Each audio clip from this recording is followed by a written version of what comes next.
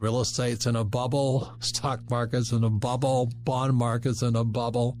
So I just caution you on that because, as some of you have heard me before, the best time to buy is after the crash.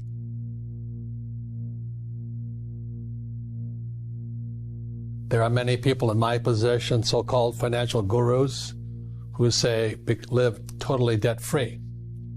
And there's other people who say cut up your credit cards. And, that's good advice for certain types of people. So you should definitely cut up your credit cards if you can't control your spending.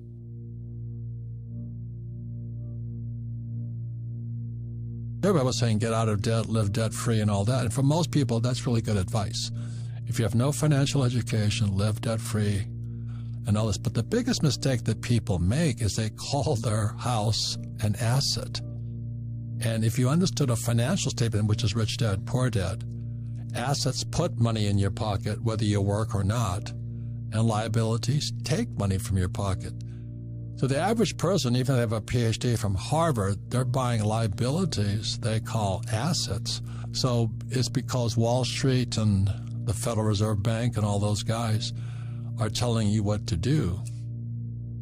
I don't save money, and I use debt to get rich. I also, I read about the infinite return, whereas if the higher your financial IQ, you don't need money.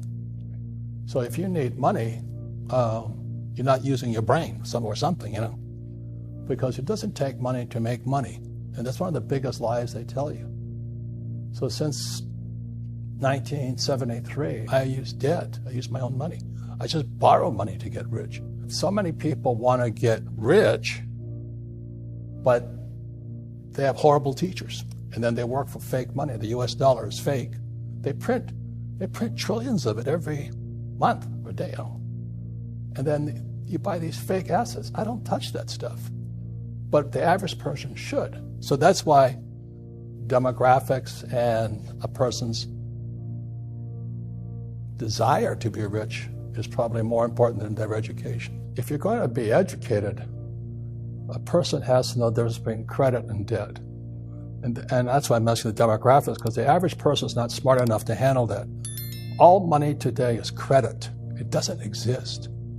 Credit is very simply the power to spend. That's all it is. So when you have a credit card, there's no money in that thing. They've just given you the power to spend. And the moment you spend it, you create debt.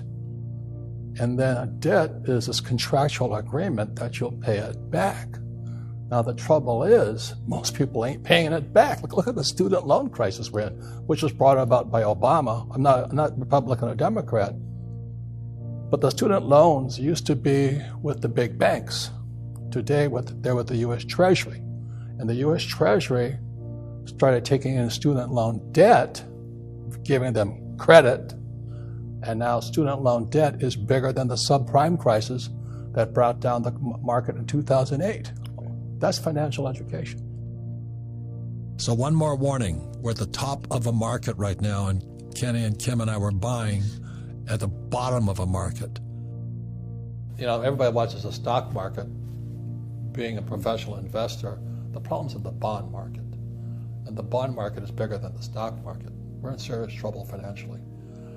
And so that's why when I talk to people, I say, buy a silver dollar. It costs you $20. Oh, I can't afford $20. I said, then you got trouble. Buy a dime for $2. Oh, I can't afford $2. It's the mindset screwed up. But they can go to McDonald's and buy a Big Mac. There's 6 basic words to financial literacy and financial education. And the 6 words, again, are income, expense, asset, liability. See, I don't really care about my FICO score. A FICO score just basically registers, are you trustworthy with borrowing money? I borrow in the hundreds of millions of dollars. And the last 2 words are the words cash flow. So the income comes in and it goes out this way. First line of expense is tax. It's not how much money you make. Most people, I don't care if you have a PhD or no school at all, They can't control the cash flowing out through their expenses. And this is where the house comes in. First thing, most kids do when they get pay raise or that, they buy themselves a bigger house. Oh, my house is an asset.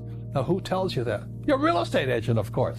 But when you look at what happens with a house, a personal residence, something I live in, the money comes in and goes out through a mortgage. You have taxes and you have upkeep. So money's always flowing out. So that's why your house is not an asset, is because it's taking money from your pocket.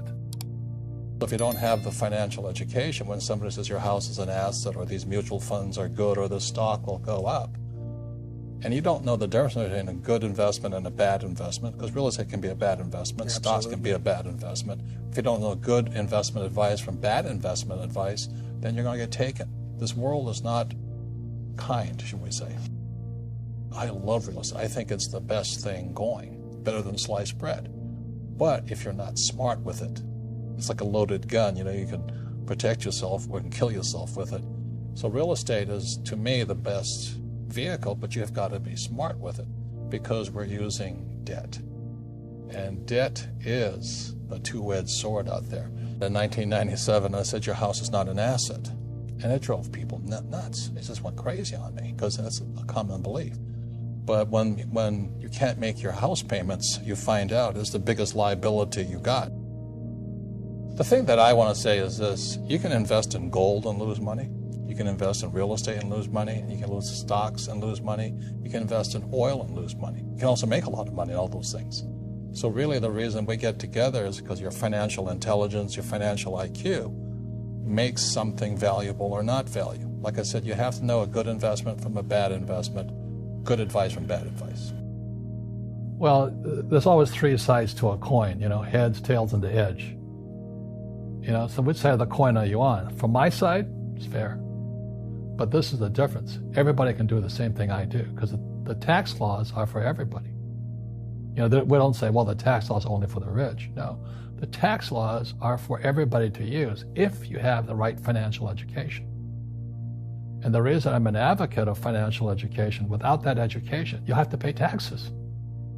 You see, very few people will buy what I do, make $1 million and pay zero tax.